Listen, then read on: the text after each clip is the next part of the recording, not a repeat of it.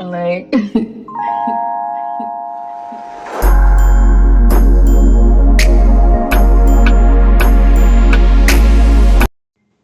Hello, welcome back, my multifaceted woman and mature minds.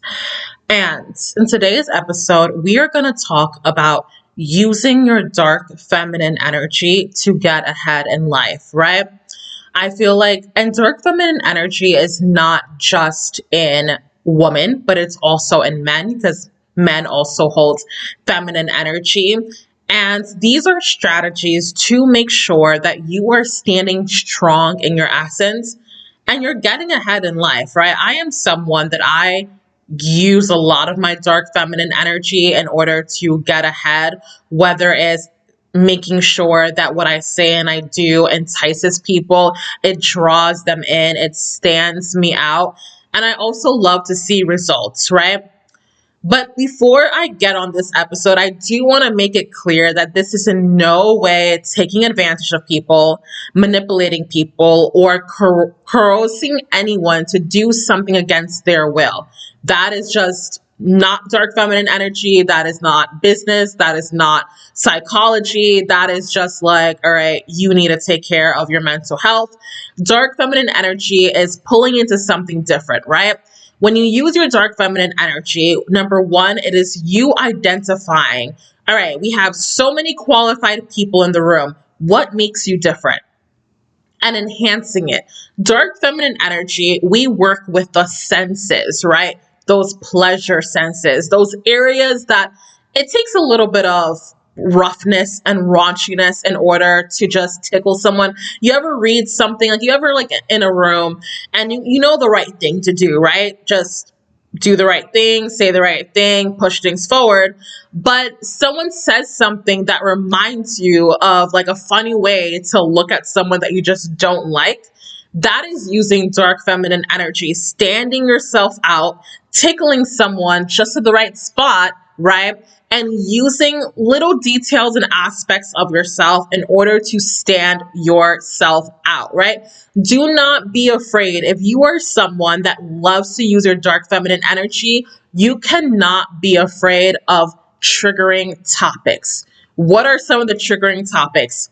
Exactly what I talk about in The Evolving Rose. The Evolving Rose is basically, or I think all of my platforms, right, is basically the definition of dark feminine energy. I am not afraid to go there. And if you are someone that wants to use that dark feminine energy, right, in order to get ahead in life, you have to be able to face the more sides of life that people often kind of put underneath the bed because it doesn't, sometimes it's not like promoted correctly in society, or it's not said right, or it can be triggering, or it can be cringe.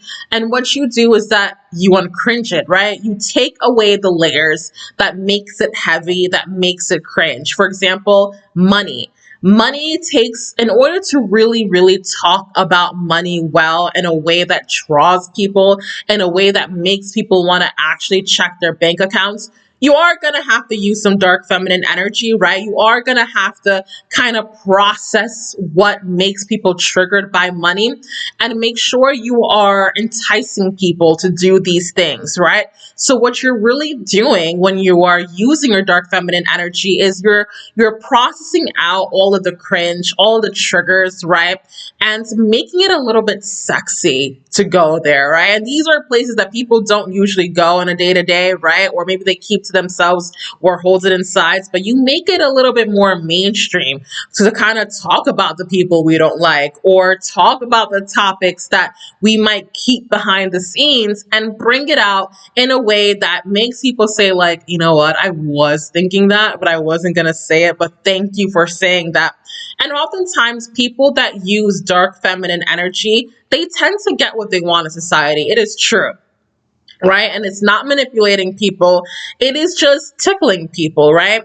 It is kind of bringing up topics that people try to like push away from, but bringing it up in a way that is funny, humorous, sexy, right? So you can utilize your dark feminine energy in order to push yourself towards your career, to push yourself ahead in society. Another way of using dark feminine energy is definitely using your looks, right? Finding the right notes of perfume, understanding that senses, you're enhancing people's senses, right? When I walk in a room, I do smell like certain scents and I do identify certain scents with people and I remember it in my head. So you are also trying to make sure that people remember you in their head, and it is going to take enticing their senses. Whether it's, for example, this tattoo is a definition of me using dark feminine energy, right? Because I know that this tattoo is just very unique. I've never seen anyone with this dark type of roses on their hands, and you can tell that there's a story behind it. You can tell the story is a little bit dark, and it's unique to me, right? Oh, my earring is falling. Whatever.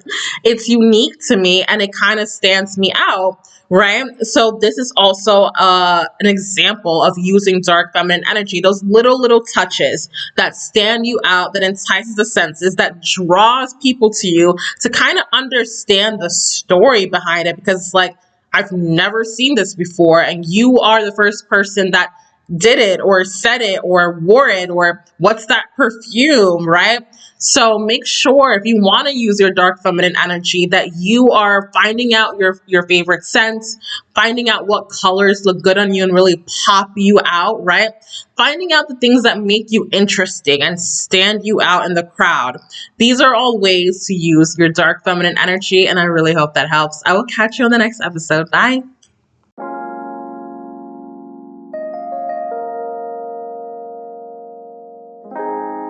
Fuck.